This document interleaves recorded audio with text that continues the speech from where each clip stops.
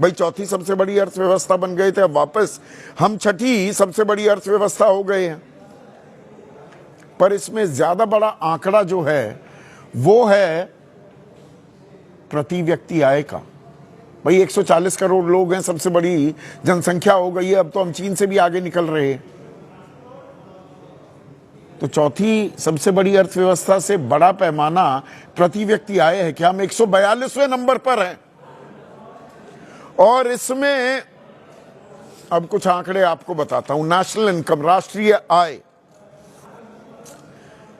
जो 10% सबसे ज्यादा इनकम वाले, कमाई वाले लोग हैं, वो देश की कुल राष्ट्रीय आय का 58% अपनी जेब में ले जाते हैं। 10% के हाथ में नेशनल इनकम, 58%।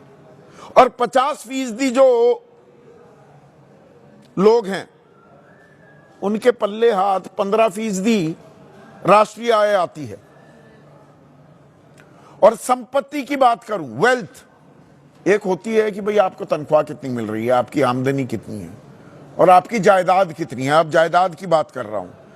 जो टॉप 1% लोग हैं देश में, 100 में से 1, इनके पास देश की कुल संपत्ति का 40% हिस्सा है। टॉप 10% जो हैं उनके पास 65%। और निचले 50% जो लोग हैं, आम आदमी, आप जैसे लोग, उनके पल्ले हाथ 6.5% भी देश की कुल आमदनी नहीं है। और ये जो टॉप 10% हैं, ये अधिकांश उच्च जातियों से आते हैं। जिसकी जितनी हिस्सेदारी उसकी उतनी भागीदारी, या जिसकी जितनी भागीदारी उसकी उतनी हिस्सेदारी। ये लोहिया का फलसफा आजकल राहुल गांधी, समाजवादी पार्टी विपक्ष, लगातार गुनगुनाता दिखाई दे रहा है।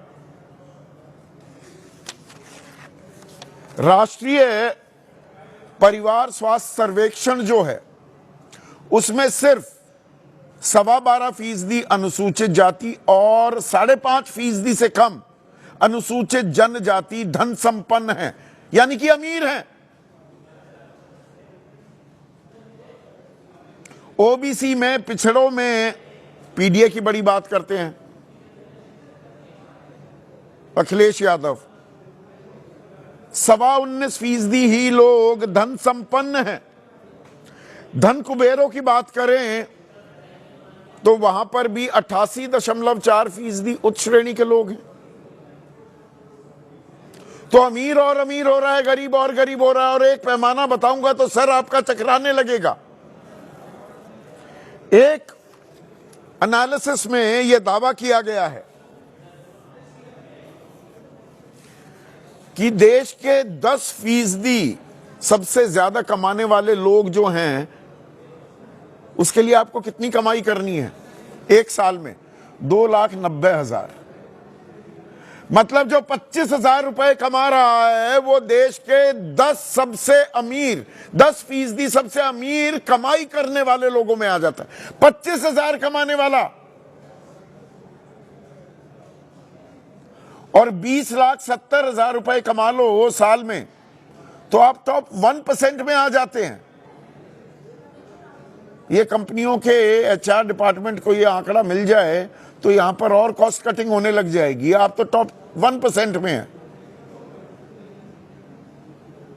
और इसमें सबसे कड़वा, इसमें डिलीशियस आयरनी कुछ नहीं है। सरकार कहती है अगर आप 8 लाख रुपए सालाना कमा रहे हैं तो आप इकोनॉमिकली वीकर सेक्शन में आ जाते हैं, आर्थिक रूप से कमजोर। 8 लाख रुपए कमाने वाला, यानी कि 66,000 रुपए कमाने वाला,